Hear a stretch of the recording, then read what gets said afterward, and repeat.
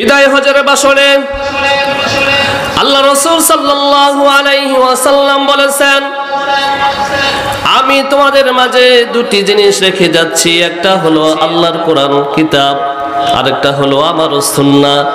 এই দুইটা জিনিস যদি তোমরা শক্ত করে আঁকড়ে ধারণ করতে পারো তাহলে কখনো তোমরা গাফেলদের অন্তর্ভুক্ত হবে না, শয়তান তোমাদেরকে কখনো ধোঁকা দিতে পারবে না। এই জন্য আমরা দুইটা কারণে বিশেষভাবে আল্লাহ তাআলার কাছে সম্মানিত। একটা হলো আল্লাহর কোরআন কিতাব পেয়ে, আরেকটা হলো যার উপর কিতাবটা নাযিল হয়েছে তিনি হলেন বিশ্বনবী জনাবে মুহাম্মদুর রাসূলুল্লাহ সাল্লাল্লাহু আলাইহি ওয়াসাল্লাম। সকলেই পড়েন সুবহানাল্লাহ। আজকে আমরা কথা বলবো কোরআন থেকে। কোরআন থেকে আমরা সকলেই প্রেসক্রিপশন নিয়ে আমরা আমাদের দৈনন্দিন জীবনে আমল করার জন্য চেষ্টা করব। এই জন্য মনোযোগ সহকারে আমরা সকলে আজকে কোরআন শুনব, কেননা কোরআন মনোযোগ সহকারে শুনতে হয়। ঘোষণাকার সকলে কথা বলেন, কোরআন যে মনোযোগ সহকারে শুনতে হয় ঘোষণাটা কার? আমার রব্বুল আলামিন বলেছেন কোরআনুল কারীমে, وَإِذَا قُرِئَ الْقُرْآنُ فَاسْتَمِعُوا لَهُ وَأَنصِتُوا لَعَلَّكُمْ تُرْحَمُونَ। সকলেই বলুন আল্লাহু আকবার। যে জায়গায় কোরআন তেলাওয়াত করা হয়, কোরআন যারা মনোযোগ সহকারে শুনে, কোরআন শোনার পর মনোযোগ সহকারে চুপ থেকে শুনতে হয়, যারা চুপ থেকে মনোযোগ সহকারে আল্লাহর কোরআনটা শুনে লাআল্লাকুম তুরহামুন, তাদের প্রতি আল্লাহ তাআলার রহমত বর্ষিত হয়। সুবহানাল্লাহ বলুন সকলে। সুবহানাল্লাহ। হযরত আলী রাদিয়াল্লাহু তাআলা আনহু হতে বর্ণিত আল্লাহ রাসূল সাল্লাল্লাহু আলাইহি ওয়াসাল্লাম বলেছেন যে আল্লাহর রাসূল আলী রাদিয়াল্লাহু তাআলা আনহুকে বলতেন, হে আলী, যখন তুমি নামাজে দাঁড়াবে তখন মিসওয়াক করে দাঁড়াবে। কেননা কোন ব্যক্তি যখন মিসওয়াক করে নামাজে দাঁড়িয়ে যায়, নামাজে দাঁড়িয়ে দাঁড়িয়ে যখন কোরআন তেলাওয়াত করে, আসমানের যে ফেরেশতারা আছে রহমতের ফেরেশতা, তারা জমিনে নেমে আসে। সুবহানাল্লাহ বলুন সকলে। বান্দা যখন নামাজে দাঁড়িয়ে আল্লাহ তাআলার কিতাব পাঠ করে তখন ফেরেশতারা এসে তার পিছনে দাঁড়িয়ে যায়। এক পর্যায়ে তেলাওয়াত শুনতে শুনতে তেলাওয়াতের মুগ্ধ ওই ফেরেশতারা বান্দার মুখের সাথে মুখ লাগিয়ে দেয়।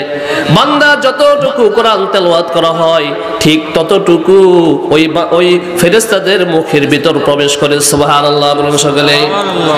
এই জন্যই আসমানের যে রহমতের ফেরেশতা আছে, দুনিয়ায় কোন জায়গায় কোরআন তেলাওয়াত হয় সেই জায়গায় তারা চলে আসে, রহমত নিয়ে চলে আসে, বিশেষ ধরনের রহমত, বিশেষ ধরনের সাকিনা।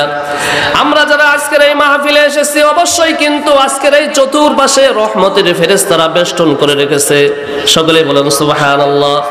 বিশেষ ধরনের সাকিনা আমাদের জন্য নিয়ে এসেছেন। সুবহানাল্লাহ। কোরআনের মাহফিল হলো এমন মাহফিল, এই মাহফিলের নিয়ত করে এমন কিছু ব্যক্তি আছে যারা নিয়ত করে বাড়ি থেকে আসে নাই যে আজকে কোরআনের মাহফিলে যাব, অথচ এখানে আসার পর সে একটু উকি দিয়েছে, উকি দিয়ে ভিতরে প্রবেশ করেছে, বসে পড়েছে। আল্লাহ সুবহানাহু ওয়া তাআলা এই বান্দার তার গুনাহ খাতাগুলোকেও মাফ করে দেন। জোরে জোরে বলেন সুবহানাল্লাহ। কোরআন পৃথিবীতে এসেছে মানুষকে বরকত দেওয়ার জন্য, কোরআন পৃথিবীতে এসেছে নূর বিতরণ করার জন্য। কোরআনের নূর যারা বিতরণ করে তারা দয়ালু হয়। সুবহানাল্লাহ বলেন সকলে। কোরআনের নূর যারা বিতরণ করা হয় তারা মানুষ রূপ সত্যিকারের মানুষ হয়, সত্যিকারের মুত্তাকিন হয়, সত্যিকারের মুমিন হয়, সত্যিকারের মুসলিম হয়। সকলেই বলুন সুবহানাল্লাহ। আল্লাহ রাসূল সাল্লাল্লাহু আলাইহি ওয়াসাল্লামের প্রতি কিতাব নাযিল হয়েছে, বিশ্বনবী নিজে কোরআন পাঠ করেছেন। এই জন্য আল্লাহ রাব্বুল আলামিন তাকে অনেক দয়ালু বানিয়ে দিয়েছেন। জোরে জোরে বলেন সুবহানাল্লাহ। বিশ্বনবী জনাবে মুহাম্মদুর রাসূলুল্লাহ সাল্লাল্লাহু আলাইহি ওয়াসাল্লাম এই জমিনে সবচেয়ে বেশি দয়ালু ছিলেন। সুবহানাল্লাহ বলেন সকলে। বিশ্বনবীর কাছে জলিল কদর যত বড় সাহাবী আছে তারাও তার কাছে সমান, একদম নিম্ন শ্রেণী গ্রামের কোন সাহাবী তার কাছে সমান। সুবহানাল্লাহ বলেন সকলেই। আল্লাহ রাসূল সাল্লাল্লাহু আলাইহি ওয়াসাল্লাম মসজিদে নববীতে বসে আছেন। এমন সময় এক গ্রাম্য সাহাবী গ্রাম থেকে রাসূলুল্লাহ সাল্লাল্লাহু আলাইহি ওয়াসাল্লামের জন্য বেগ ভর্তি খেজুর নিয়ে এসেছেন হাদিয়া দেওয়ার জন্য আল্লাহর রাসূলকে।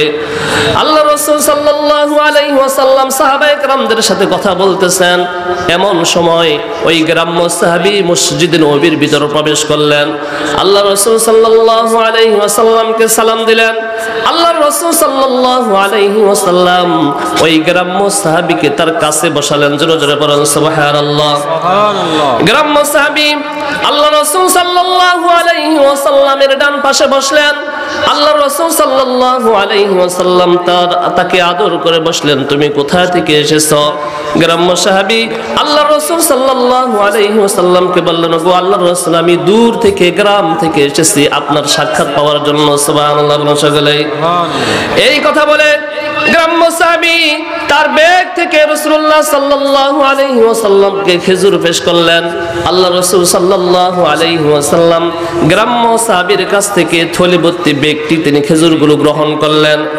রাসূলুল্লাহ সাল্লাল্লাহু আলাইহি ওয়াসাল্লাম একটা খেজুর খাইলেন। একটা খেজুর খাওয়ার সাথে সাথে তিনি লক্ষ্য করলেন ওই গ্রাম্য সাহাবী যিনি রাসূলুল্লাহ সাল্লাল্লাহু আলাইহি ওয়াসাল্লামের জন্য খেজুর নিয়ে এসেছেন তার মুখ থেকে হাসির ঝলক বের হইতেছে। সকলেই বলুন সুবহানাল্লাহ। আল্লাহ রাসূল সাল্লাল্লাহু আলাইহি ওয়াসাল্লাম ওই গ্রাম্য সাহাবীর হাসি দেখে তিনি নিজে আনন্দিত হলেন। আল্লাহ রাসূল সাল্লাল্লাহু আলাইহি ওয়াসাল্লাম এক এক করে খেজুরগুলো খেয়ে যাচ্ছেন। আর ওই গ্রাম্য সাহাবী রাসূলুল্লাহ যে খেজুর খাইতেছেন তার হাদিয়া গ্রহণ করতেছেন। এই জন্য তিনি খুব আনন্দিত, তিনি শুধু হাসছেন আর হাসছেন। সুবহানাল্লাহ বলেন সকলেই। আহলে সুফফার সদস্যগণ মসজিদ নববীর ভিতরে পড়ে থাকতো। রাসূলুল্লাহ সাল্লাল্লাহু আলাইহি ওয়াসাল্লাম আহলে সুফফার সদস্যদেরকে পালতেন। রাসূলুল্লাহ সাল্লাল্লাহু আলাইহি ওয়াসাল্লামের কাছে কোনো হাদিয়া আসলে আগে আহলে সুফফার সদস্যদেরকে দিতেন, তারপর নিজে খাইতেন। অথচ আজকে কি হলো?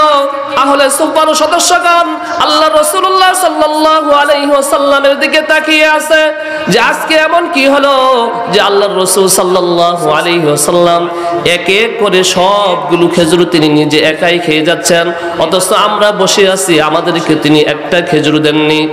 আল্লাহ রাসূল সাল্লাল্লাহু আলাইহি ওয়াসাল্লাম ওই গ্রাম্য সাহাবীর সাথে বসে বসে সবগুলো খেজুর খেয়ে নিলেন। খেজুর শেষ হওয়ার সাথে সাথে গ্রাম্য সাহাবী আনন্দিত হয়ে রাসূলুল্লাহ সাল্লাল্লাহু আলাইহি ওয়াসাল্লামের দোয়া নিয়ে তিনি চলে গেলেন। এবার আহলে সুফফার সদস্যগণ আল্লাহ রাসূল সাল্লাল্লাহু আলাইহি ওয়াসাল্লামের সাথে কথা বললেন। আহলে সুফফার সদস্যগণ বিশ্বনবীকে বললেন, ওগো আল্লাহর রাসূল, ইতিপূর্বে আপনার কাছে কেউ যদি কোনো কিছু হাদিয়া নিয়ে আসতো সবার আগে আপনি আগে আমাদেরকে দিতেন, তারপর আপনি খাইতেন, পান করতেন। অথচ আজকে কি হলো? গ্রাম্য সাহাবী যতগুলো খেজুর নিয়ে এসেছিলেন প্রত্যেকটি খেজুর আপনি নিজে একে একাই খেয়ে শেষ করেছেন। রাসূলুল্লাহ সাল্লাল্লাহু আলাইহি ওয়াসাল্লাম দয়ার নবী রাহমাতাল লিল আলামিন আহলে সুফফার সদস্যদের সাথে এবার কথা বললেন। ওগো আহলে সুফফার সদস্যগণ, তোমরা কি লক্ষ্য করনি ওই যে গ্রাম্য সাহাবী আমার জন্য খেজুর নিয়ে এসেছিলেন তার মুখের দিকে তোমরা কি তাকিয়েছিলে? তার মুখের থেকে যে হাসির ঝলক বের হচ্ছিল এটা কি তোমরা লক্ষ্য করেছো? আহলে সুফফার সদস্যগণ বিশ্বনবীকে বললেন, হ্যাঁ হ্যাঁ হ্যাঁ, আপনি যখন খেজুরগুলো খেয়ে যাচ্ছেন তখন আমরা লক্ষ্য করেছি ওই গ্রাম্য সাহাবীর মুখ থেকে হাসির ঝলক বের হয়েছে। সুবহানাল্লাহ বলুন সকলে। আল্লাহ রাসূল সাল্লাল্লাহু আলাইহি ওয়াসাল্লাম বললেন, আমি হলাম দয়ার নবী রাহমাতাল লিল আলামিন। পৃথিবীতে আমি রহমত স্বরূপ এসেছি, মানুষকে কষ্ট দেওয়ার জন্য আসিনি। আহলে সুফফার সদস্য তোমরা সকলেই মনোযোগ সহকারে শোনো। গ্রাম্য সাহাবী যে খেজুরগুলো আমার জন্য হাদিয়া নিয়ে এসেছিল এই খেজুরগুলো তিক্ততা ছিল, স্বাদ ছিল না, আমার কাছে কষ্টা কষ্টা লাগছে। এই জন্য আমি এক এক করে সবগুলো খেজুরগুলো খেয়ে ফেলেছি। আমি যদি সে থাকা অবস্থায় তোমাদের কাছে একটা করে হাদিয়া দিতাম তোমরা খেজুরগুলো খাইতে, তাহলে তার সামনে এমন কিছু করে বসতে যেটার জন্য তিনি দুঃখ পেত। আমি তাকে দুঃখ দিতে চাইনি, এক এক করে সব খেজুরগুলো একাই খেয়ে ফেলেছি। যদিও খেজুরগুলো সুস্বাদু ছিল না, তার মুখ থেকে হাসির ঝলক বের হয়েছে, এটা আমাকে আনন্দিত করেছে। আমি দয়ার নবী তাকে কষ্ট দিব না। আমি যদি তোমাদেরকে খেজুর দিতাম তোমরা এমন কিছু করে বসতে যে কষ্ট পেত। তাই আমি তাকে ভালোবাসা দিয়েছি, দোয়া দিয়েছি। তিনি দোয়া নিয়ে আমার দরবার থেকে চলে গেছেন। তিনি যে হেসেছেন এটা আমাকে আনন্দিত করেছে, তাকে আমি কষ্ট দিতে পছন্দ করিনি। জোরে জোরে বলুন সুবহানাল্লাহ। তাহলে বিশ্বনবী দয়ার নবী হয়েছেন কোরআন পড়ে। কি পড়ে? সকলে কথা বলেন, কি পড়ে? কোরআনে উপদেশ আছে নাকি নাই? সকলে কথা বলেন, কোরআনে উপদেশ আছে নাকি নাই? কোরআনের উপদেশগুলো গ্রহণ করবে যারা জান্নাতে যাবে তারা। সকলেই বলেন, কোরআনের উপদেশগুলো গ্রহণ করবে যারা জান্নাতে যাবে তারা। কোরআনুল কারীমের সূরা কমার, এই সূরা কমার থেকে একটি আয়াত আমি আপনাদের কাছে পেশ করেছি, তেলাওয়াত করেছি। এই একটি আয়াত নিয়ে আমি কিছুক্ষণ কথা বলবো। মনোযোগ সহকারে আমরা সকলে শোনার জন্য চেষ্টা করব ইনশাআল্লাহ। কোরআনুল কারীমে আল্লাহ সুবহানাহু ওয়া তাআলা এই কোরআন সম্পর্কে বিভিন্ন আয়াত তিনি তেলাওয়াত করেছেন, বিভিন্ন আয়াত তার প্রতি নাজিল হয়েছে। সূরা কমারে বিশেষভাবে ছোট্ট একটি আয়াত বিশ্বনবীর প্রতি নাজিল হইল। সেই আয়াতটি হলো ওয়ালাকাদ ইয়াসসারনাল কুরআনা লিযিকরি ফাহাল মিন মুদ্দাকির। সকলেই বলুন আল্লাহু আকবার। আল্লাহ সুবহানাহু ওয়া তাআলা তার রাসূলকে বলতেছে, কোরআন আমি পৃথিবীতে সহজ করে দিয়েছি মানুষকে উপদেশ গ্রহণ করার জন্য। কোরআনকে আমি সহজ করে দিয়েছি মানুষকে উপদেশ গ্রহণ করার জন্য। সুতরাং উপদেশ গ্রহণ করার কেহ আছো কি? সুবহানাল্লাহ বলুন সকলে। আল্লাহ সুবহানাহু ওয়া তাআলার কথাগুলো কত সুন্দর, কত চমকপ্রদ। আল্লাহ সুবহানাহু ওয়া তাআলা পৃথিবীর মানুষদেরকে বলতেছেন ওয়ালাকাদ ইয়াসসারনাল কুরআনা লিযিকরি ফাহাল মিন মুদ্দাকির। সকলে বলুন আল্লাহু আকবার। আল্লাহ সুবহানাহু ওয়া তাআলা বলতেছেন কোরআন আমি পৃথিবীতে সহজ করে দিয়েছি মানুষকে উপদেশ গ্রহণ করার জন্য। সুতরাং উপদেশ গ্রহণ করার তোমরা কেহ আছো কি? উপদেশ যারা গ্রহণ করবে তারাই জান্নাতে চলে যাবে। সুবহানাল্লাহ বলুন সকলে।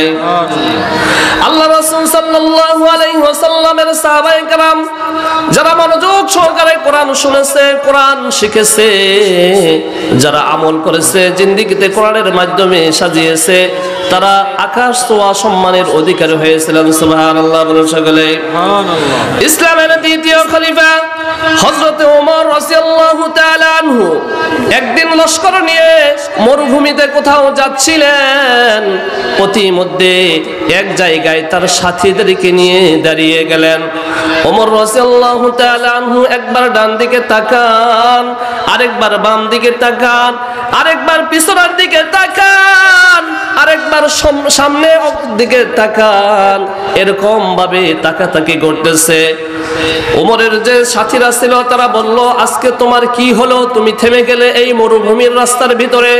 তুমি একবার ডান দিকে তাকাচ্ছ, আরেকবার বাম দিকে তাকাচ্ছ, আরেকবার সম্মুখে তাকাচ্ছ, আবার পিছন দিকে তাকাচ্ছ।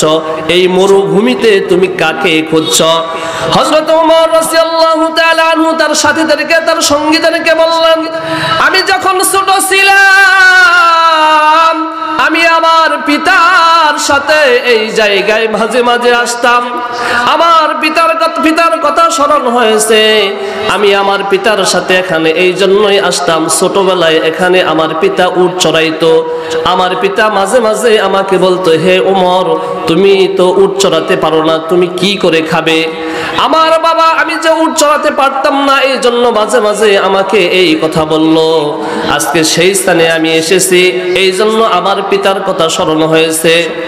যেই ওমর জাহিলি যুগে সামান্য একটি উট চড়াতে পারত না, সেই উমরকে আল্লাহ সুবহানাহু ওয়া তাআলা কোরআনের খাতিরে আমাকে সম্মানের অধিকারী বানিয়েছেন। আমি কোরআন পড়েছি, কোরআন মনোযোগ সহকারে শুনেছি, নিজেও করেছি, আমল করেছি। এই জন্য আল্লাহ তাআলা আমাকে সম্মানিত করেছেন। এই জন্য এখানে দাঁড়িয়ে একবার ডান দিকে তাকাই, একবার বাম দিকে তাকাই, একবার সম্মুখে তাকাই, একবার পিছনে তাকাই, আর আমি আল্লাহ তাআলার শুকরিয়া আদায় করি যে আল্লাহ আমাকে জাহিলিয়াতের যুগ পার করে আমাকে কোরআনের জ্ঞান দান করেছেন। সুবহানাল্লাহ বলুন সকলেই, জোরে জোরে বলুন সুবহানাল্লাহ। কোরআনে উপদেশ আছে বিভিন্ন কিছুর, কোরআনে নামাজের উপদেশ আছে, কোরআনে রোজার উপদেশ আছে, কোরআনে হালাল ভক্ষণের উপদেশ আছে, কোরআনে মানুষের সাথে কিভাবে কথা বলতে হয় এই উপদেশ আছে নাকি নাই? সকলে কথা বলেন, আছে নাকি নাই? কোরআনুল কারীমে আল্লাহ সুবহানাহু ওয়া তাআলা বলেছেন মানুষদের সাথে কিভাবে কত সুন্দর করে কথা বলতে হবে, সেই উপদেশের কথা আল্লাহ তাআলা তুলে ধরেছেন। আল্লাহ তাআলা কোরআনুল কারীমে বললেন উদউ ইলা সাবিলি রাব্বিকা বিল হিকমাতি ওয়াল মাউইযাতিল হাসানা। সকলে বলুন আল্লাহু আকবার। তুমি তোমার রবের পথে মানুষদেরকে ডাকো সুন্দর হিকমত ও সুন্দর কথা বলার মাধ্যমে। সুবহানাল্লাহ বলো সকলে। এই ঘোষণাটি কার? সকলে কথা বলেন, এই ঘোষণাটি কার?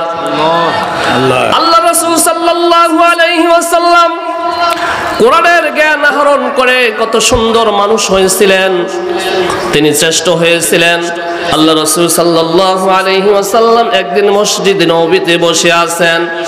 এমন সময় একজন ব্যক্তির আগমন ঘটল, যিনি তার চুলগুলো এলোমেলো ছিল, পোশাকগুলো অপরিচ্ছন্ন ছিল, পরিচ্ছন্ন ছিল না, তার শরীরের ভিতর ময়লা ছিল। এমন সময় মসজিদে নববীর দরজার ভিতরে তিনি প্রবেশ করতে চাইলেন। সাহাবায়ে কেরাম তাদেরকে বাধা প্রদান করলেন। আল্লাহ রাসূল সাল্লাল্লাহু আলাইহি ওয়াসাল্লাম বললেন, ওগো আমার সাহাবায়ে কেরাম, তোমরা তাকে বাধা দিও না, তোমরা সকলেই আমার কাছে তাকে নিয়ে আসো। সাহাবায়ে কেরাম আল্লাহ রাসূল সাল্লাল্লাহু আলাইহি ওয়াসাল্লামের কথা শোনার পর ওই ব্যক্তিকে রাসূলের কাছে নিয়ে গেলেন। আল্লাহ রাসূল সাল্লাল্লাহু আলাইহি ওয়াসাল্লাম সাহাবীকে বসতে দিলেন আর বললেন, তুমি কি জন্য এসেছো? ওই সাহাবী বসে আল্লাহ রাসূল সাল্লাল্লাহু আলাইহি ওয়াসাল্লামকে বললেন, আমি আপনার কাছে এসেছি, আমি জিনার অনুমতি চাই। নাউজুবিল্লাহ। কিসের অনুমতি? সকলে কথা বলেন, কিসের অনুমতি? কার কাছে চাইতেছে? বিশ্বনবী রাহমাতাল লিল আলামিনের কাছে। যখন তিনি বিশ্বনবীর কাছে জিনার অনুমতি চাইলেন, সাহাবায়ে কেরাম তার প্রতি রাগান্বিত হলেন, ওই মজলিস থেকে তাকে বের করতে দিতে চাইছেন। এমন সময় আল্লাহর রাসূল সাল্লাল্লাহু আলাইহি ওয়াসাল্লাম সকলকে থামিয়ে দিলেন, বললেন, তোমরা সকলেই চুপ থাকো, তাহাকে আমাকে কিছু বলতে দাও। আল্লাহর রাসূল সাল্লাল্লাহু আলাইহি ওয়াসাল্লাম যে ব্যক্তি জিনার অনুমতি নেওয়ার জন্য আল্লাহর রাসূলের কাছে এসেছেন, তাকে তিনি সুন্দর সুন্দর কথা বলার মাধ্যমে তাকে বুঝিয়ে দিলেন। কোরআনে যেহেতু আল্লাহ তাআলার ঘোষণা আছে উদউ ইলা সাবিলি রাব্বিকা বিল হিকমাতি ওয়াল মাউইযাতিল হাসানা। সকলেই বলুন আল্লাহু আকবার। তুমি তোমার রবের পথে মানুষদেরকে ডাকো হিকমত সুন্দর উপদেশের সাথে, কৌশলের সাথে। বলেছেন কে? সকলে কথা বলেন, বলেছেন কে? আমার আল্লাহ বলেছেন। তাহলে সকলেই মনোযোগ সহকারে শোনার জন্য চেষ্টা করি। সম্মানিত হাজিরিন, পর্দার আড়ালে মা আমার বোনেরা, সকলেই খুব মনোযোগ সহকারে শোনার জন্য চেষ্টা করি ইনশাআল্লাহ। আল্লাহ রাসূল সাল্লাল্লাহু আলাইহি ওয়াসাল্লাম সাহাবীকে বসতে দিলেন, বললেন, তুমি আমার কথাগুলো মনোযোগ সহকারে শোনো। যে ব্যক্তি আল্লাহ রাসূল সাল্লাল্লাহু আলাইহি ওয়াসাল্লামের কাছে জিনার অনুমতি চাইলেন, বিশ্বনবী জনাবে মুহাম্মদুর রাসূলুল্লাহ সাল্লাল্লাহু আলাইহি ওয়াসাল্লামের মেধা কেমন ছিল, বুদ্ধি কেমন ছিল, তার জ্ঞান কেমন ছিল, সকলেই মনোযোগ সহকারে শুনে ওই ব্যক্তিকে বললেন, হে ভাই, তুমি কি এটা পছন্দ করো? তোমার মা আছে, তোমার মায়ের সাথে কেউ জিনার কাজ করতে চাক, অবৈধ সম্পর্ক স্থাপন করতে চাক, এটা কি তুমি পছন্দ করো? ওই ব্যক্তি বলল, না না না, আমার জীবন আপনার জন্য কুরবানি হোক, আমার মায়ের সাথে কেউ অবৈধ সম্পর্ক স্থাপন করুক, এটা আমি কোশ্চিন কালেও চাই না, এটা আমি হতে দেব না, আমি নিজেও পছন্দ করি না। আল্লাহ রাসূল সাল্লাল্লাহু আলাইহি ওয়াসাল্লাম ওই ব্যক্তিকে আবার বললেন, তাহলে কি তোমার নিজের কন্যার জন্য তুমি এটা পছন্দ করো, তোমার কন্যার সাথে কেউ খারাপ আচরণ করুক, অবৈধ সম্পর্ক স্থাপন করুক, জিনার কাজ করুক, ওই ব্যক্তি বলল না না না, এটাও আমি কখনো চাই না, কেউ এটা চাবে না, কেউ এটা নিজের কন্যার জন্য পছন্দও করবে না, এটাও আমি কখনো চাই না। বিশ্বনবী জনাবে মুহাম্মদুর রাসূলুল্লাহ সাল্লাল্লাহু আলাইহি ওয়াসাল্লাম এবার ওই ব্যক্তিকে বললেন, তাহলে কেউ যদি তোমার বোনের সাথে কেউ খারাপ আচরণ করতে চায়, কেউ যদি তোমার বোনের সাথে অবৈধ সম্পর্ক স্থাপন করতে চায়, তাহলে কি তুমি এটাও পছন্দ করবে? বিশ্বনবী সাল্লাল্লাহু আলাইহি ওয়াসাল্লাম যখন এভাবে ওই ব্যক্তিকে বুঝাতে চাচ্ছেন, এমন সময় আমার আল্লাহ সুবহানাহু ওয়া তাআলা হেদায়েতের নূর তার অন্তরে প্রবেশ করাচ্ছেন। সুবহানাল্লাহ বলুন সকলে। আল্লাহ রাসূল সাল্লাল্লাহু আলাইহি ওয়াসাল্লাম ওই ব্যক্তিকে যখন বললেন, তাহলে তোমার বোনের জন্য এটা কি পছন্দ করো যে কেউ তার সাথে অবৈধ সম্পর্ক স্থাপন করুক? ওই ব্যক্তি বলল না না না, পৃথিবীর কেউ এটা চাবে না তার বোনের সাথে কেউ খারাপ আচরণ করুক, অবৈধ সম্পর্ক স্থাপন করুক। আপনার জন্য আমার জীবন উৎসর্গ হোক, এটা আমি কখনো চাই না, এটা আমি নিজের জন্য পছন্দ করি না। আল্লাহ রাসূল সাল্লাল্লাহু আলাইহি ওয়াসাল্লাম এই ব্যক্তিকে বললেন, তাহলে শোনো, তোমার তো ফুফু আছে, তোমার ফুফুর সাথে কেউ খারাপ আচরণ করতে চাক, অবৈধ সম্পর্ক স্থাপন করতে চাক, এটা কি তুমি পছন্দ করো? ওই ব্যক্তি বলল না না না, আপনার জন্য আমার জীবন উৎসর্গ হোক, আমার ফুফুর সাথে কেউ অবৈধ সম্পর্ক স্থাপন করুক, এটাও আমি কখনো চাই না, এটা আমি নিজের জন্য পছন্দ করি না। আল্লাহ রাসূল সাল্লাল্লাহু আলাইহি ওয়াসাল্লাম সবার শেষে তিনি আরেকটি কথা বললেন, তাহলে তো তোমার খালা আছে, তোমার খালার সাথে কেউ অবৈধ সম্পর্ক স্থাপন করুক, এটা কি তুমি পছন্দ করো? ওই ব্যক্তি বলল না না না, আমার খালার সাথে কেউ এরকম আচরণ করুক, এটাও আমি পছন্দ করি না। আল্লাহ রাসূল সাল্লাল্লাহু আলাইহি ওয়াসাল্লাম ওই সাহাবীর হাতে হাত বুলালেন, মাথায় হাত বুলালেন, আর বললেন, ওগো আল্লাহ, ওগো আল্লাহ, তাকে তুমি হেদায়েত দান করো। সুবহানাল্লাহ বলুন সকলে। জিনার গুনাহ থেকে তাকে বেঁচে থাকার তৌফিক দান করো। এই কথা বলার সাথে সাথে যে ব্যক্তি বিশ্বনবীর কাছে জিনার অনুমতি চাইতে এসেছিলেন, তিনি তার নিজের ভুল বুঝতে পারলেন। বিশ্বনবীর কাছে প্রতিজ্ঞা করলেন, ওগো আল্লাহর রাসূল, ওগো আল্লাহর রাসূল, আপনি হলেন সত্য নবী, আপনি আমাকে যে সুন্দরভাবে বুঝিয়ে কথাগুলো বললেন, আমার অন্তরে দাগ কেটে গেছে। এই জন্য আমি নিয়ত করলাম, বাকি জীবনে আমি কখনো জিনার অনুমতি চাব না, জিনার কাছেও আমি কখনো যাব না। আল্লাহ রাসূল সাল্লাল্লাহু আলাইহি ওয়াসাল্লাম ওই ব্যক্তির কথা শুনে বিশ্বনবী খুশি হলেন। বিশ্বনবী এবার তাকে বললেন, তাহলে তুমি যে নিয়ত করেছো, এই নিয়ত আল্লাহ তাআলা কবুল করুক, তার জন্য দোয়া করলেন। বাকি জীবনে এই ব্যক্তি কখনো জিনার কাজ করেনি। জোরে জোরে বলেন সুবহানাল্লাহ, সুবহানাল্লাহি বিহামদিহি, সুবহানাল্লাহিল আযীম। তাহলে কোরআন পড়লে জ্ঞান বাড়িয়ে দেয় কে? সকলে কথা বলেন, কোরআন পড়লে জ্ঞান বাড়িয়ে দেয় কে? কোরআন পড়লে, কোরআন মনোযোগ সহকারে শুনলে, কোরআনের আদর্শে জীবন গঠলে আল্লাহ তাআলার কাছে বিনয়ী হওয়া যায়। কি হওয়া যায়? সকলে কথা বলেন, কার বান্দা হওয়া যায়? আমরা সকলেই তো আল্লাহ তাআলার বান্দা। এখানে আমরা যারা এসেছি, আমরা কার বান্দা? সকলে কথা বলেন, কার বান্দা? আমরা সকলেই আল্লাহ তাআলার বান্দা। তারপরেও আল্লাহ তাআলা কোরআনের যে উপদেশের কথাগুলো বলছেন, এরকম ভাবে সূরা ফুরকানে আল্লাহ তাআলা কি কথা বলেছেন, সকলে মনোযোগ সহকারে শুনি। আল্লাহ সুবহানাহু ওয়া তাআলা কোরআনের যে উপদেশগুলো বান্দাদেরকে দিয়েছেন, তার মধ্যে আরেকটি হলো আল্লাহ তাআলা বলতেছেন, ওয়া ইবাদুর রাহমানিল্লাযীনা ইয়ামশুনা আলাল আরদি হাওনা ওয়া ইযা খাতাবাহুমুল জাহিলুনা ক্বালু সালামা। সকলেই বলুন আল্লাহু আকবার। আল্লাহ সুবহানাহু ওয়া তাআলা কত মহব্বত করে তার বান্দাদেরকে ডাকলেন। আল্লাহ তাআলা যে ভাষাটা ব্যবহার করলেন, রহমানের বান্দা হলো তারাই, রহমানের বান্দা হলো তারাই যারা পৃথিবীতে চলার সময় বিনম্রভাবে, বিনয়ের সাথে চলাফেরা করে। সুবহানাল্লাহ বলুন সকলে। সমস্ত মুফাসসিরিনে কেরাম, পৃথিবীতে যত বড় বড় আকাবির ছিলেন, সকলেই আল্লাহ তাআলার কাছে বিনয়ী ছিলেন। বিনয় হলো এমন একটা গুণ, যে গুণ ছাড়া কেউ কোনোদিন জান্নাতে যাইতে পারবে না। সুবহানাল্লাহ বলুন সকলে।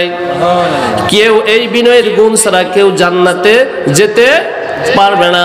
তবে বিনয়ী গুণ আমাদের অভাব, আমরা এখানে যারা আছি আমরা সকলের ভিতরে আমাদের বিনয়ের অভাবটা আছে, এই জন্য আমরা সফলতার ধারবান্তে পৌঁছাতে পারি না। একজন ইসলামী স্কলারশিপ বলেছেন, বিনয় যার ভিতরে নাই তার ভিতরে নামাজের মজা নাই, বিনয় যার ভিতরে নাই তার ভিতরে রোজার মজা নাই, বিনয় যার ভিতরে নাই তার ভিতরে হজ করার মজা নাই, বিনয় যার ভিতরে নাই তার ভিতরে যাকাতের মজা নাই, বিনয় যার ভিতরে নাই আদর্শ চলাফেরা ওঠা বসা আমলের মজা তার অন্তরে একেবারেই নাই। আর বিনয় যার ভিতরে ন্যূনতম আছে, নামাজের ভিতরে তার মজা আছে, হজের ভিতরে তার মজা আছে, যাকাতের ভিতরে তার মজা আছে। সুবহানাল্লাহ বলুন সকলে। বিনয় হলো 3 গুণের সমষ্টি। কয়টা? সকলে কথা বলেন, কয়টা? বিনয় হলো 3 গুণের সমষ্টি। 1 নম্বর হলো উত্তম মজলিসে নিজেকে ছোট মনে করা। আমরা যারা আজকে কোরআনের মাহফিলে এসেছি, আমরা যারা নিজেকে ছোট মনে করব, বিনয়ের 1 নম্বর গুণ তারা প্রকাশ পাবে। সুবহানাল্লাহ বলুন সকলে। 2 নম্বর হলো আগে আগে সালাম দেওয়া। 3 নম্বর হলো আত্মপ্রশংসা খ্যাতি, এগুলো যদি বেশি বেড়ে যায়, কারো সামনে যদি প্রশংসা করা হয় সে সেখান থেকে দূরে থাকে। এই 3টা হলো বিনয়ের গুণের সমষ্টি। সুবহানাল্লাহ বলুন সকলে। বিনয় কি এমন একটা গুণ, সকলে খুব মনোযোগ সহকারে শুনে। আল্লাহ রাসূল সাল্লাল্লাহু আলাইহি ওয়াসাল্লাম মসজিদে নববীর ভিতর বসে আছেন, সাহাবায়ে কেরাম বিশ্বনবীর ডানে অবস্থান করতেছেন, বামে অবস্থান করতেছেন, সম্মুখে অবস্থান করতেছেন। আল্লাহ রাসূল সাল্লাল্লাহু আলাইহি ওয়াসাল্লাম আল্লাহ তাআলার শেখানো তাসবিহগুলো সুবহানাল্লাহ, আলহামদুলিল্লাহ, লা ইলাহা ইল্লাল্লাহ, আল্লাহু আকবার, এগুলো তিনি মনে মনে পড়তেছেন। আমরা যেরকম প্রত্যেক নামাজের পর 33 বার সুবহানাল্লাহ পড়ি, 33 বার আলহামদুলিল্লাহ পড়ি, 34 বার আল্লাহু আকবার পড়ি, এই আমলগুলো করি না কি করি না? সকলেই খুব মনোযোগ সহকারে শুনেন, এই আমলগুলোকে আমরা করি, অবশ্যই কিন্তু এই আমলগুলো করি। আল্লাহ রাসূল সাল্লাল্লাহু আলাইহি ওয়াসাল্লাম নামাজ আদায় করার পর নিজেও আমল করতেছেন, সাহাবায়ে কেরাম এই আল্লাহ তাআলার শেখানো তাসবিহের আমল করতেছেন। এমন সময় আল্লাহ রাসূল সাল্লাল্লাহু আলাইহি ওয়াসাল্লাম উপস্থিত সাহাবীদেরকে লক্ষ্য করে বললেন, মুখ খুললেন, আর আল্লাহ রাসূল বললেন, ওগো আমার সাহাবায়ে কেরাম, তোমরা সকলেই খুব মনোযোগ সহকারে শোনো, এখনই তোমাদের মাঝে এক জান্নাতি লোকের আগমন ঘটবে। সুবহানাল্লাহ বলুন সকলে। সুবহানাল্লাহ। এই কথা শোনার সাথে সাথে মজলিসের ভিতর যত সাহাবায়ে কেরাম ছিলেন তারা সকলেই মসজিদের নবীর দরজার দিকে তাকিয়ে রইলেন, যে কে সেই সৌভাগ্যবান ব্যক্তি, যেই ব্যক্তিকে আল্লাহর রাসূল সাল্লাল্লাহু আলাইহি ওয়াসাল্লাম জান্নাতি সাহাবী বলে ঘোষণা দিয়েছেন। জোরে জোরে বলেন সুবহানাল্লাহ। একটু পরেই সেই সাহাবীর আগমন ঘটল, যিনি সবেমাত্র ওযু করেছে, ওযুর পানিগুলো তার ভিজে ভিজে, তার দাড়ি ভিজে ভিজে জমিনে পড়তেছে, বাম হাতে স্যান্ডেল নিয়ে মসজিদে নববীর দরজার ভিতর প্রবেশ মসজিদে নববীর দরজার দিয়ে মসজিদে নববীর ভিতর প্রবেশ করলেন। রাসূল সাল্লাল্লাহু আলাইহি ওয়াসাল্লাম যে জায়গায় বসে কথা বলতেছেন তার ডান পাশে অবস্থান করলেন। সুবহানাল্লাহ বলুন সকলে। সমস্ত সাহাবায়ে কেরাম ওই সাহাবীর দিকে তাকিয়ে রইলেন। প্রথম দিন কেটে গেল। প্রথম দিন কেটে যাওয়ার পর সমস্ত সাহাবায়ে কেরাম নিজ নিজ বাড়িতে চলে গেলেন। আল্লাহ রাসূল সাল্লাল্লাহু আলাইহি ওয়াসাল্লাম আপন হুজরায় প্রবেশ করলেন। প্রথম দিন কেটে গেল। দ্বিতীয় আরেক দিন আল্লাহ রাসূল সাল্লাল্লাহু আলাইহি ওয়াসাল্লাম নামাজের পর এরকম ভাবে তাসবিহগুলো পড়তেছেন। সাহাবায়ে কেরাম ডান দিকে বাম দিকে সম্মুখে বসে আছেন। রাসূলুল্লাহ সাল্লাল্লাহু আলাইহি সাল্লামের কথা শোনার জন্য গভীর আগ্রহে তারা বসে থাকতেন, কেননা আল্লাহ রাসূল সাল্লাল্লাহু আলাইহি সাল্লামের কথাগুলো তাদের অনেক ভালো লাগতো। রাসূল সাল্লাল্লাহু আলাইহি ওয়াসাল্লাম নীরব রয়েছেন, এই জন্য কোনো সাহাবায়ে কেরাম কোনো কথা বলেন না। আল্লাহ রাসূল সাল্লাল্লাহু আলাইহি ওয়াসাল্লাম হঠাৎ করে মুখ খুললেন। প্রথম দিনের ন্যায় আজকেও তিনি এই কথার ঘোষণা দিলেন, ওগো আমার সাহাবায়ে কেরাম, তোমরা সকলেই খুব মনোযোগ সহকারে শোনো, এখনই তোমাদের দরবারে এক জান্নাতি লোকের আগমন ঘটবে। জোরে জোরে বলেন সুবহানাল্লাহ। এই কথা শোনার বলার সাথে সাথে উপস্থিত সাহাবায়ে কেরাম যারা ছিলেন তারা সকলে ওই মসজিদের নববীর দিকে দরজায় তাকিয়ে রইলেন যে আল্লাহর রাসূল কোন সাহাবীকে জান্নাতি সাহাবী বলে ঘোষণা দিয়েছেন। যেহেতু আল্লাহর রাসূল জান্নাতি সাহাবী বলে ঘোষণা দিয়েছেন, তাহলে অবশ্যই ওই সাহাবী জান্নাতে যাওয়ার জন্য আর কোনো বাধা থাকে? রাসূল যদি কেউ বলে যে তুমি জান্নাতি, তাহলে সেটা কবুল করে নেবেন কে? সকলে কথা বলেন, কবুল করে নেবেন কে? সাহাবায়ে কেরাম রাসূলুল্লাহ সাল্লাল্লাহু আলাইহি ওয়াসাল্লামের কাছ থেকে এই কথা শোনার পর সকলে ওই মসজিদে নববীর দরজার দিকে তাকিয়ে আছেন যে আজকে হয়তো অন্য কোনো সৌভাগ্যবান ব্যক্তি হবে। কিন্তু না, প্রথম দিন যেই ব্যক্তি গমন করেছিল, আল্লাহর রাসূল যাকে জান্নাতি সাহাবী বলে ঘোষণা দিয়েছিলেন, ঠিক দ্বিতীয় দিনে ওই সাহাবীর আগমন ঘটে গেছে। জোরে জোরে বলেন সুবহানাল্লাহ। প্রথম দিন কেটে গেল, দ্বিতীয় দিন কেটে গেল, তৃতীয় আরেক দিন আল্লাহ রাসূল সাল্লাল্লাহু আলাইহি ওয়াসাল্লাম মসজিদে নববীতে বসে আছেন। সাহাবায়ে কেরাম চতুর্দিকে বিশ্ব নবীর আশেপাশে বসে আছেন। রাসূল নীরব রয়েছেন, সকলেই নীরব রয়েছেন।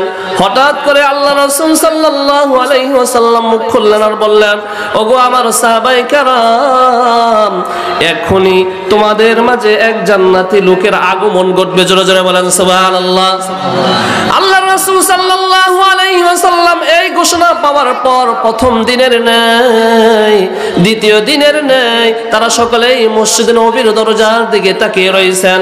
হঠাৎ করে প্রথম দিন যেই ব্যক্তির আগমন ঘটেছিল, দ্বিতীয় দিন যেই ব্যক্তির আগমন ঘটেছিল, তৃতীয় দিনেও সেই সাহাবীর আগমন ঘটে গেছে। জোরে জোরে বলেন সুবহানাল্লাহ।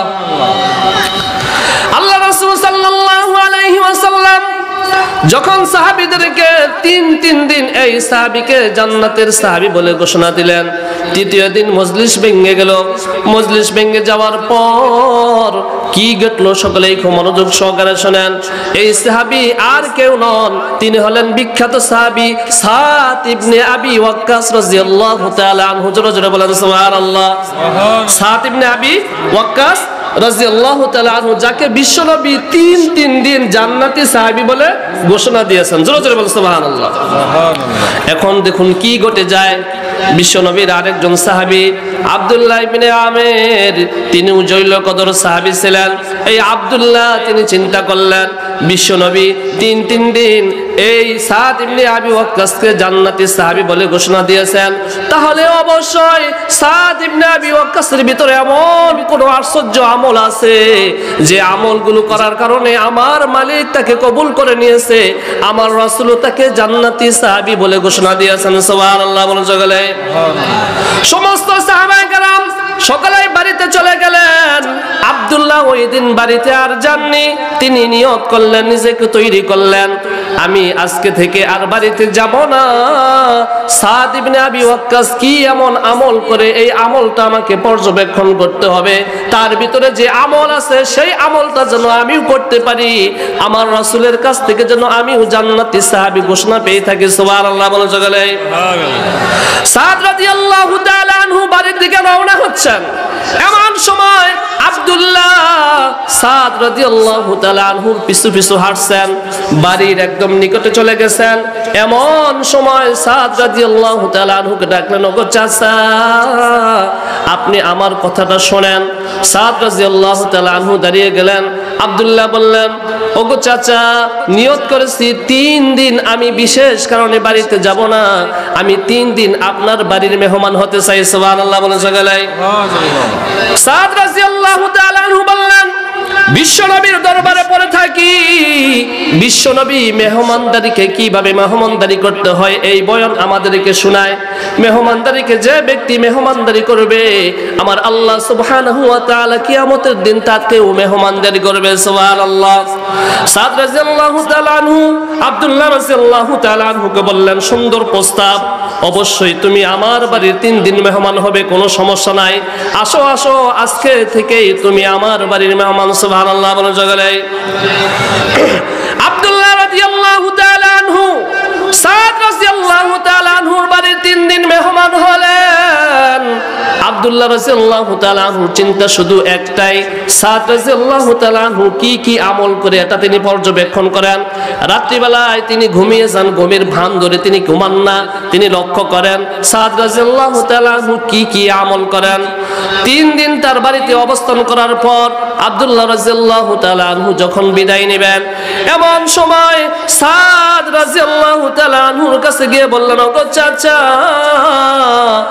চাচা, আপনার বাড়ি 3 দিন মেহমানদারি করেছেন আমাকে, আপনার বাড়ি 3 দিন মেহমান হয়েছে, আল্লাহ রাসূল আপনাকে 3 দিন জান্নাতি সাহাবী বলে ঘোষণা দিয়েছেন।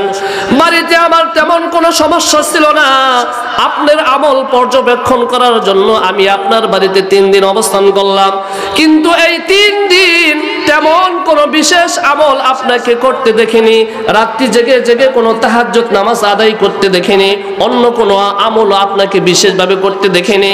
আমরা স্বাভাবিকভাবে যে আমল করি আপনিও সেই আমলগুলি করেন, অথচ আমার রাসূল আপনাকে 3 দিন জান্নাতি সাহাবী বলে ঘোষণা দিয়েছেন। সকলে বলুন আল্লাহু আকবার। সাদ রাদিয়াল্লাহু তাআলা আনহু আব্দুল্লাহ রাদিয়াল্লাহু তাআলা আনহু কে বললেন, ওগো চাচা, আমার ভিতর তুমি যতটুকু আমল পর্যবেক্ষণ করেছো অতটুকু আমলই আমার ভিতরে আছে।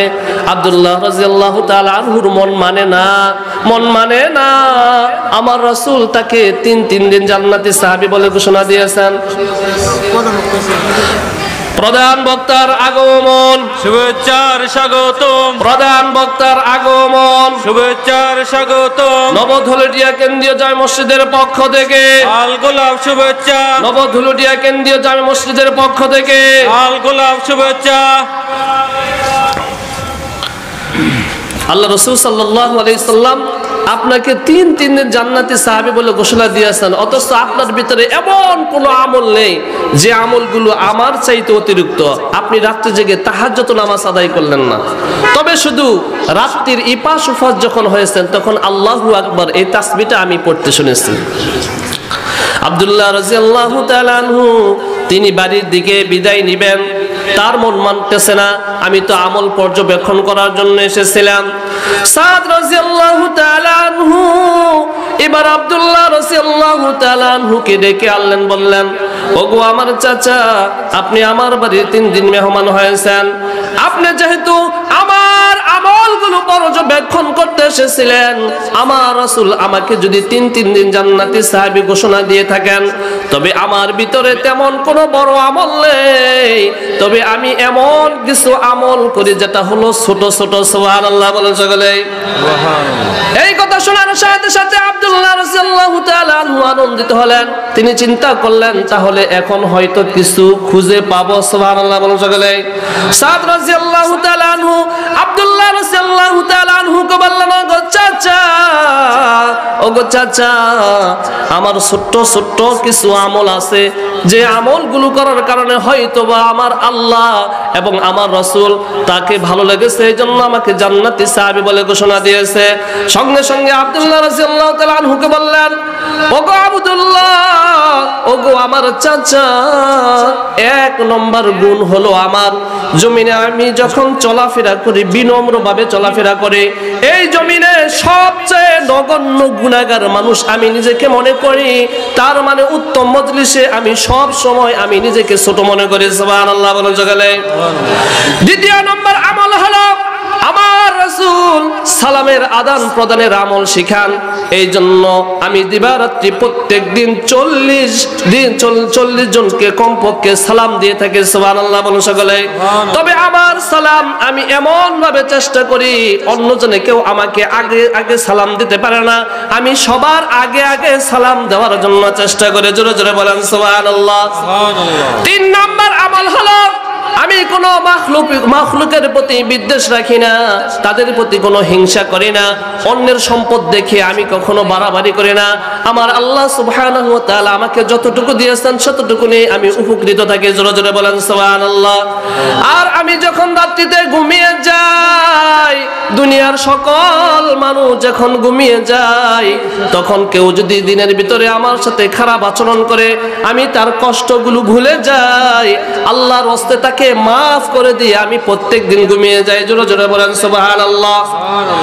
এই কথা শোনার সাথে সাথে আব্দুল্লাহ রাদিয়াল্লাহু তাআলা আনহু সাদ রাদিয়াল্লাহু তাআলা আনহুকে বললেন, ওগো চাচা, ওগো চাচা, বুঝতে আমার দেরি নয়, আপনার ভিতরে ছোট্ট ছোট্ট যে আমলগুলো আছে এই আমলগুলো ছোট নয়, আমার রবের কাছে অনেক বড়, অনেক বড়। যেই জন্য আমার রাসূল আপনাকে জান্নাতি সাহাবী বলে ঘোষণা দিয়েছেন। কেননা বিনয় হলো তারা যারা হলো আল্লাহ তাআলার রহমানের বান্দা। এই জন্যই কোরআনে আল্লাহ তাআলা ঘোষণা দিয়েছেন, ওয়া ইবাদুর রহমান লিল্লাযীনা ইয়ামশুনা আলাল আরদি হাওনাও ওয়া ইযা খাতাবাহুমুল জাহিলুনা ক্বালু সালামা। সকলে বলুন আল্লাহু আকবার। রহমানের বান্দা হলো তারাই যারা জমিনে চলাফেরার সময় বিনম্রভাবে চলাফেরা করে। সাদ রাদিয়াল্লাহু তাআলা আনহুর অন্তরে এই বিনয়ের গুণগুলো ছিল বিদায় আল্লাহর রাসূল তাকে জান্নাতি সাহাবী বলে ঘোষণা দিয়েছেন। জোরে জোরে বলেন সুবহানাল্লাহ।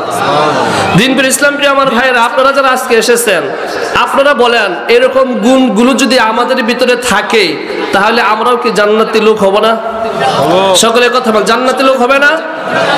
একমাত্র বিনয়ী যারা তারা আসমানেও সম্মানিত। জোরে জোরে বলেন সুবহানাল্লাহ।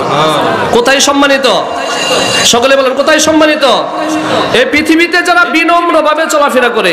হাদিসের ভিতরে আল্লাহ রাসূল সাল্লাল্লাহু আলাইহি ওয়াসাল্লাম বলেছেন, মাই ইউহরামুর রিফকা ইউহরামুল খায়র। যে ব্যক্তি নম্রতা হতে বঞ্চিত সে ব্যক্তি কল্যাণ থেকে বঞ্চিত। যে ব্যক্তি নম্রতা থেকে বঞ্চিত সে ব্যক্তি কল্যাণ থেকে বঞ্চিত। আমরা যারা 5 ওয়াক্ত নামাজ আদায় করি, মাহে রমজানে রোজা রাখি, আমরা যারা যাকাত প্রদান করে থাকি, আমরা যারা অন্যান্য আমল করে থাকি, তারপরেও আমাদের ব্যবহারে যদি বিনয়ী গুণ না পাওয়া যায় তাহলে আমাদের কোন আমলই আল্লাহ তাআলার কাছে গ্রহণযোগ্য হবে না। কি বলেন সকলে?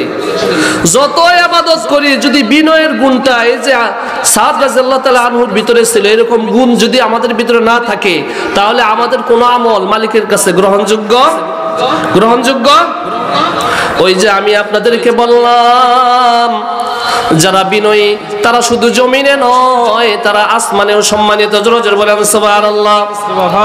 আল্লাহ রাসূল সাল্লাল্লাহু আলাইহি ওয়াসাল্লাম একদিন বসে আছেন, এমন সময় ফেরেশতাদের সর্দার জিবরিল তার কাছে আসলেন। জিবরিল মানুষের বেশ ধরে রাসূলের কাছে প্রায়ই আসতেন। আল্লাহ রাসূল সাল্লাল্লাহু আলাইহি ওয়াসাল্লামের সাথে জিবরিলের সাথে কথা হচ্ছে, এমন সময় বিশ্বনবীর একজন সাহাবী রাসূলের দিকে এগিয়ে আসছেন। আল্লাহ রাসূল সাল্লাল্লাহু আলাইহি ওয়াসাল্লাম সকলেই খুব মনোযোগ সহকারে শুনে। আল্লাহ রাসূল সাল্লাল্লাহু আলাইহি ওয়াসাল্লামের পাশে জিবরিল বসে আছেন।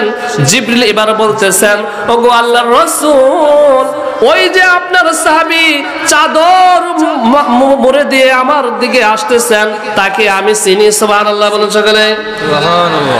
আল্লাহ রাসূল সাল্লাল্লাহু আলাইহি ওয়াসাল্লাম যখন ফেরেশতাদের সর্দার জিবরিল বললেন, ওই যে আপনার সাহাবী চাদর মুড়ে দিয়ে আমাদের দিকে আসতেছেন তাকে আমি চিনি, তিনি হলেন আবু যর গিফারি রাদিয়াল্লাহু তাআলা আনহু। জোরে বলেন সুবহানাল্লাহ। বিশ্বনবীর একজন জলিল কদর সাহাবী আবু যর গিফারি রাদিয়াল্লাহু তাআলা আনহু, তিনি কেমন বিশ্বনবীর প্রতি সন্তুষ্ট ছিলেন, বিশ্বনবীকে কেমন ভালোবাসতেন। সারাটা জীবন বিশ্বনবীর পিছনে ঘুরতে ঘুরতে তার বাড়ির জন্য একটা ঘরও বানাতে পারেনি। সকলে বলেন আল্লাহু আকবার। রাসূল সাল্লাল্লাহু আলাইহি ওয়াসাল্লাম জিবরিলকে বললেন, ওগো জিবরিল, আমার আবু যর গিফারিকে তুমি কিভাবে চেনো? এবার ফেরেশতাদের সর্দার জিবরিল বললেন, ওগো আল্লাহর রাসূল, আমি একা নয় জিবরিল, আসমানে যত ফেরেশতা আছে সব ফেরেশতা আবু যর গিফারিকে চিনে। সুবহানাল্লাহ বলে সকলে সুবহানাল্লাহ। আসমানে সব ফেরেশতা আবু যর গিফারিকে চিনে।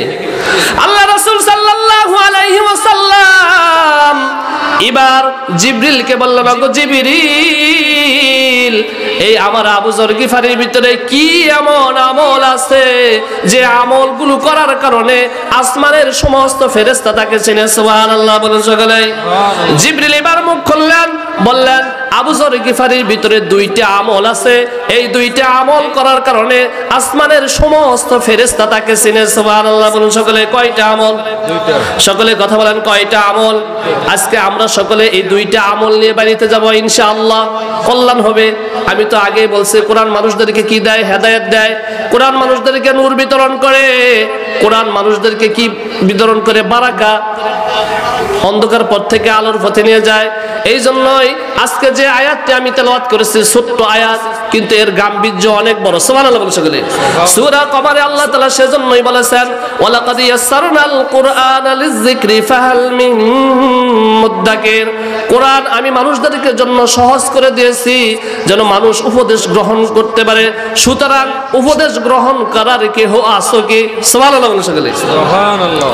জিবরিল বললেন, ওগো আল্লাহর রাসূল, আবু যর গিফারির ভিতরে দুইটা আমল আছে, যে দুইটা আমল করার কারণে আসমানের সব ফেরেশতা আবু যর গিফারিকে চিনে। এবার বললেন সেই আমল দুইটা, লিসিগারিহি আলা নাফসি। তার মানে আবু যর গিফারির ভিতরে এক নম্বর আমল হলো জমিনে সব সময় সে নিজেকে সব সময় ছোট মনে করে। নিজেকে সব সময় কি মনে করে? সব সময় ছোট মনে করে। লিকাসরাতি আলা সূরাতুল ইখলাস।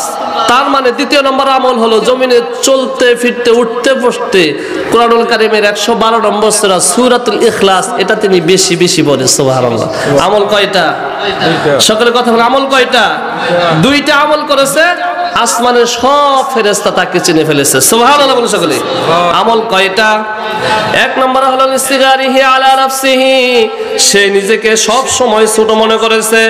দুই নম্বর আমল হলো উঠতে বসতে চলতে ফিরতে কোরআনুল কারীমের 112 নম্বর সূরা কুল হুয়াল্লাহু আহাদ, এই সূরাটা তিনি বেশি বেশি পড়েছেন। এই জন্য তিনি আসমানে সম্মানিত হয়ে গেছেন। সুবহানাল্লাহ বলুন সকলে। সূরাতুল ইখলাসকে আমরা সকলেই পারি। আমার সাথে সকলে পড়েন, বিসমিল্লাহির রহমানির রহিম। সকলে পড়েন, বিসমিল্লাহির রহমানির রহিম। কুল হুয়াল্লাহু আহাদ, আল্লাহুস সামাদ, লাম ইয়ালিদ ওয়া লাম ইউলাদ ওয়া লাম ইয়াকুল লাহু কুফুয়ান আহাদ। পড়ছি কয়বার? সকলে কথা বলেন, কয়বার পড়লাম? একবার পড়ছি। আমার রাসূল বলেছে কোরআনুল কারীম 30 পারায় কয় পারায়? কেউ যদি সওয়াবের উদ্দেশ্যে সূরাতুল ইখলাস একবার পড়ে, কোরআনে হাকিম 10 পারা পড়লে যে পরিমাণ সওয়াব হবে, ওই পরিমাণ সওয়াব বান্দার আমলনামায় লিখে দেওয়া হবে। জোরে জোরে বলেন সুবহানাল্লাহ। সুবহানাল্লাহ। কেউ যদি সূরাতুল ইখলাস সওয়াবের উদ্দেশ্যে 2 বার পড়ে, তাহলে কোরআনুল কারীমের 20 পারা পড়লে যে পরিমাণ সওয়াব হবে, ওই পরিমাণ সওয়াব বান্দার আমলনামায় লিখে দেওয়া হবে। কেউ যদি কোরআনে কারীমে সূরাতুল ইখলাস কয়বার পড়ে? 3 বার। কয়বার? 3 বার পড়ে পুরা কোরআন শরীফ পড়লে যে পরিমাণ সওয়াব হবে, ওই পরিমাণ সওয়াব বান্দার আমলনামায় লিখে দেওয়া হবে। জোরে জোরে বলেন সুবহানাল্লাহ। আমরা এই আমলগুলো করার জন্য চেষ্টা করব ইনশাআল্লাহ।